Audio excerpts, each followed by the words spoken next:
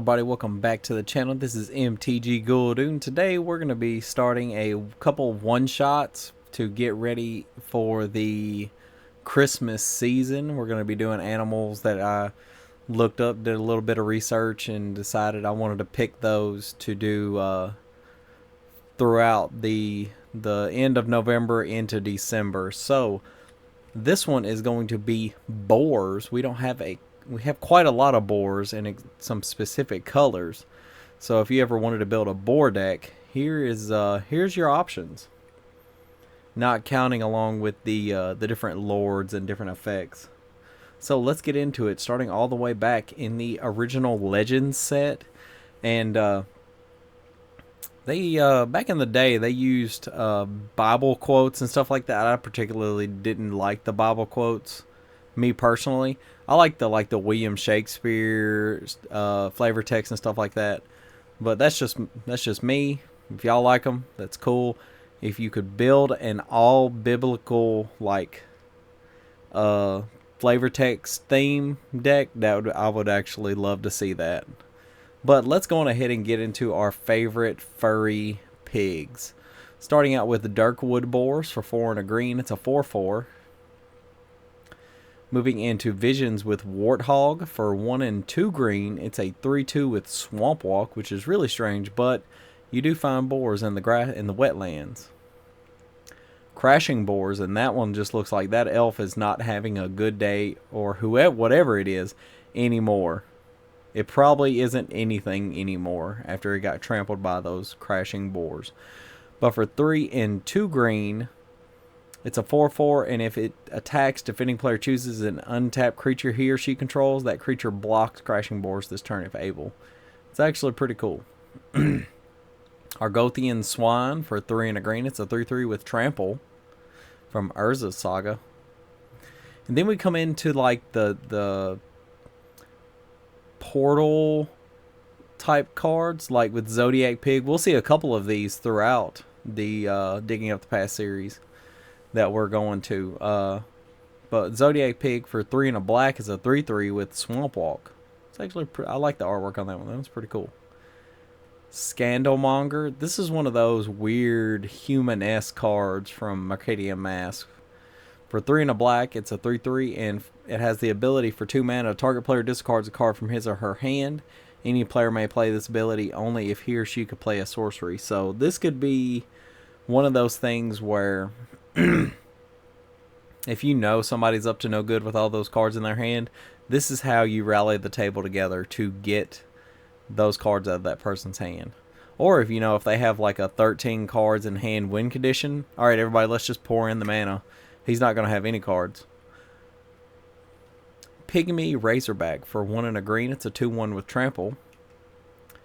Gore Tusk Fire Beast for 5 and a red. It's a 2/2. When it comes into play, it deals 4 damage to target player. So not only does it has what, 6 power technically for 6 mana, because you ping it later on, or when it enters the battlefield. That's pretty neat, I guess. It's kind of low powered compared to stuff nowadays. Giant Warthog, and he looks like he's about to go Super Saiyan. For 5 and a green, it's a 5/5 with trample. Croson Tusker, all the way back in Onslaught. 5 and 2 green, it's a 6/5 with cycling for 2 and a green. Or, well, the ability is when you cycle it, you may search your library for a basic land card, reveal it, put into your hand. It's actually pretty good. Copper Hoof Varak for 3 and 2 green. It's a 2/2, and it gets +1/+1 for each untapped permanent your opponents control. And the bigger the game, the bigger this gets. It's almost like a Torian Mauler, and it gets bigger the more spells. Well, the more things they put on the board, the better it gets. Clockwork Vorak for 5 generic. It's a 0/0 with trample, but it comes into play with 4 counters. Whenever it attacks or blocks, remove a counter, but you can tap it to put a counter on it. This will go great in those counter synergy decks. Volshock Warboar for 2 and 2 red. It's a 5/5. When it comes into play, sacrifice it unless you sacrifice an artifact. Coal Holler Swine. Back in the City of Guilds for 4 and 2 red. It's a 4/4. Whenever it is dealt damage, it deals that much damage to each player. So if you want to Blasphemous Act it and take out the last 2 people with less than 13 life, have at it. Just as long as you remember to keep your life above that. Gristleback. I remember down in the South we have a saying, if somebody says their back hurts and it's an older guy that it's set around, they will say, you ain't got a back, you got a gristle. But this is a gristleback, so I thought it was kind of funny. For 2 and a red, 2 and a green, it's a 2/2 with Bloodthirst 1, so it does have some red in it. If an opponent was dealt damage this turn, this creature comes into play with a +1/+1 counter on it. Pretty cool. Sacrifice it and you gain life equal to its power. So with a big enough buff, or if you put like a classification on this, you just get all the life back. Woolly Razorback for 2 and 2 white. It's a 7/7. When it comes into play, it comes into play with 3 ice counters on it. What are ice counters? This just makes it frozen. As long as it has an ice counter on it, it has Defender, and any combat damage it would deal is prevented. So it's a 7/7 for 4, but it just blocks it. And when it blocks, you remove an ice counter. So if it blocks enough, it becomes a 7/7 for real. Blade Tusk Boar for 3 and a red. It's a 3/2 with Intimidate and can't be blocked by artifact creatures or other red creatures. Oh, it can't be blocked except by, I forgot how Intimidate works. Valakut Fireboar for 4 and a red. It's a 1/7. When it attacks, switch its power and toughness until end of turn. So if you have one of those decks that rely on the power being less than 1, here's your creature. Because it automatically switches it when it attacks. Brindleboar for 2 and a red. It's a 2/2. Sacrifice it, you gain 4 life. Razor Swine. And this doesn't even look like a boar. It just looks like a horrendous amalgamation of a beast with a mouth on it for a head. But for 2 and a red, it is a 2/1 with First Strike and Infect. So if you wanted to throw some Infect into the deck, here's your excuse. Fester Hide Boar for 3 and a green. It's a 3/3 with Trample, and it also has Morbid. When it enters the battlefield, it enters the battlefield with 2 +1/+1 counters on it if a creature died this turn. Nettle Swine for 3 and a green. It's a 4/3. Huh. That's an interesting flavor text. I killed one and found bricks and bones in its belly. I had eaten a whole cottage, thatch and all. Brindle Shoat, I think that's how it's called, Shoat. For 1 and a green, it's a 1/1. When it dies, put a 3/3 green boar creature token onto the battlefield. So it's the baby, and if you kill it, you get the mama. Flint Hoof Boar for 1 and a green. It's a 2/2. It gets +1/+1 as long as you control a mountain, which in this deck would actually be what you would probably want to use it. Flint Hoof Boar gains, I say hoof, it's hoof. Oh man, there's a story behind the hoof. It gains haste until end of turn. So for a red, you could just, so for 3 mana, you can give it haste.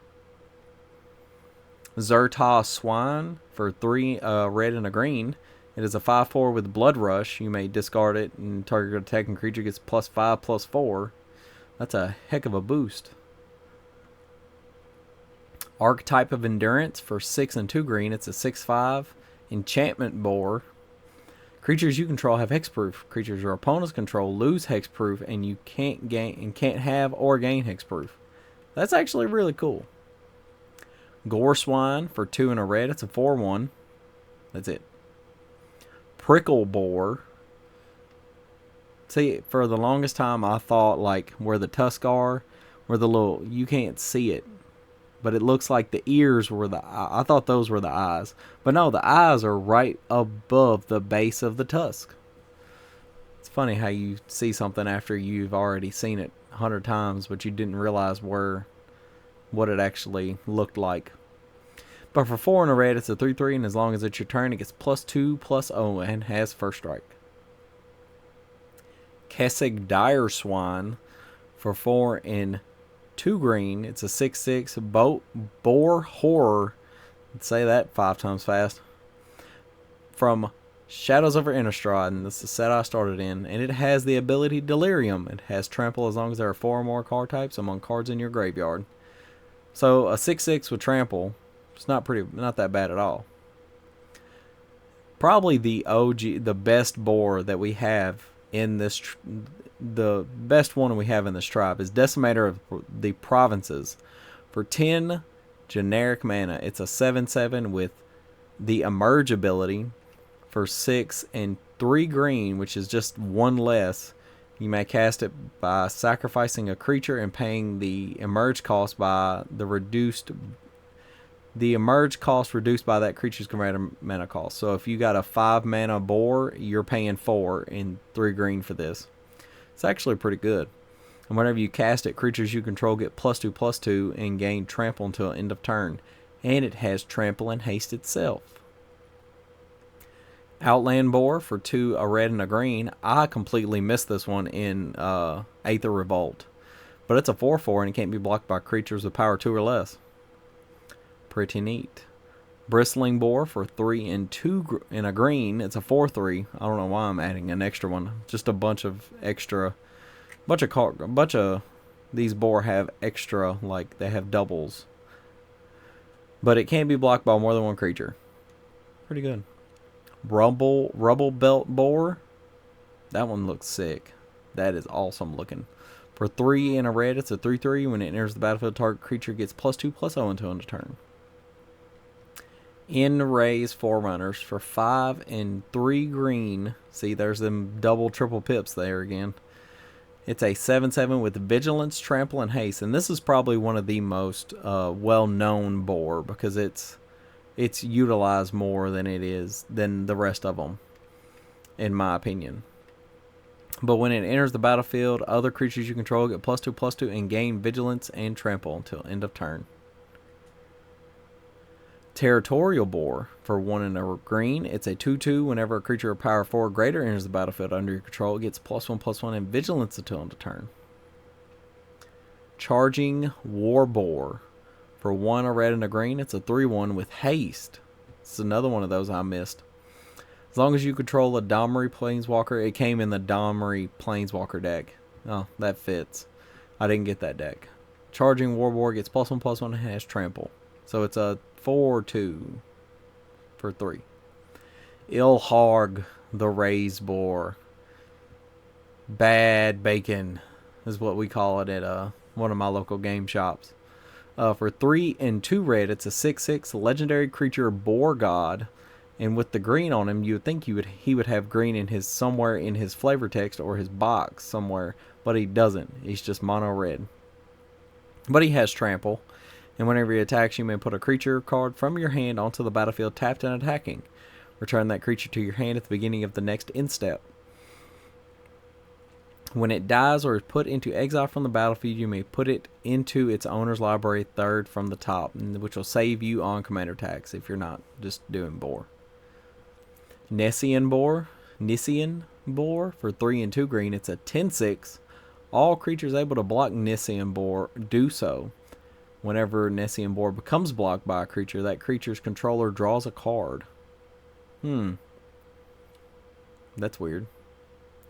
Truffle Snout for 2 and a green. It's a 2/2. When it enters the battlefield, choose one. Put a +1/+1 counter on it, or you gain 4 life. It's actually pretty cool looking. Yasharn, the Implacable Earth. For 2, a green and a white. It's a 4/4 Elemental Boar. When it enters the battlefield, search your library for a basic forest or basic plains card. Reveal those cards, put them into your hand, and then shuffle your library. Players can't pay life or sacrifice non-land permanents to cast spells or activate abilities. And the flavor text is good. It says, in its hoofprints, barren dust becomes fertile ground. I actually like Yasharn as a commander because it lends to the more CEDH sometimes, but it also could be, just a ramp type deck where you're just trying to get out big fatties. Bronze Plate Boar. This one looks like a mechanical boar, so it's an artifact creature. For 2 and a red, it's a 3/2 with trample, and if it's reconfigured, the equipped creature gets +3/+2 and has trample. Iron Hoof Boar. Looks like he got some new feats. For 5 and a red, it's a 5/4. It has trample and haste. And you can channel it for 1 and a red. You can discard it, and target creature gets +3/+1 and gains trample to end the turn. Raga Draga Gorgut's Boss. For 2, a red and a green, he's a 4/4 legendary creature human board. This will probably be the one that I would want to put at the helm of a boar deck. Even though it doesn't have any like boar synergies. Each creature you control with a mana ability gets +1/+1. You can easily fix that with like a Cryptolith Rite type effect, or a temporary effect would be Song of Freylees, if you wanted to do that. Whenever a creature you control with a mana ability attacks, untap it. When you cast a spell, if it's at least 7 mana was spent to cast it, untap target creature, it gets +7/+7 and gains trample until end of turn. It's actually pretty good. Contagious Vorak. For 2 and a green, it is a Phyrexian Boar Beast that is a 3/3. And let me tell you, he has a quite literal wall of text to try, and he just got a whole book to read about him. When he enters the battlefield, look at the top 4 cards of your library. You may reveal a land card from among them and put it into your hand. Put the rest on the bottom of your library in a random order. If you didn't put a card into your hand this way, proliferate. And it has the proliferate reminder text. Oh my god. Prize Pig. For 1 and a green, it's a 0/3. And when you gain life, put that many ribbon counters on Prize Pig. Then if there are 3 ribbon counters on Prize Pig, remove those counters and untap it. And you can tap it for 1 mana of any color. That's not bad for a 2 mana dork. The Intrepid Truffle Snout. And this will be our last boar in the run. For 1 and a green, it is a 3/1. And whenever it attacks alone, create a food token. But it also has an adventure, Go Hog Wild. For 1 and a green, that's an instant. And target creature gets +2/+2 until end of turn. Which, that could be effective later on. But that is going to be it for today, everybody. I know this one was kind of a long one because boar are... They've been a little bit more well established than some of these other creature types I'm going to be covering later. But I just want to say thank you to everybody that has liked, commented, and subscribed. Especially my subscribers. We're up to 145 the last time I checked. We're almost to 150. Man, it's... Whew. In a year, we've grown a good bit. And I couldn't have did it without y'all. But, like I said, that's going to be it. And I will see you guys next time in the graveyard.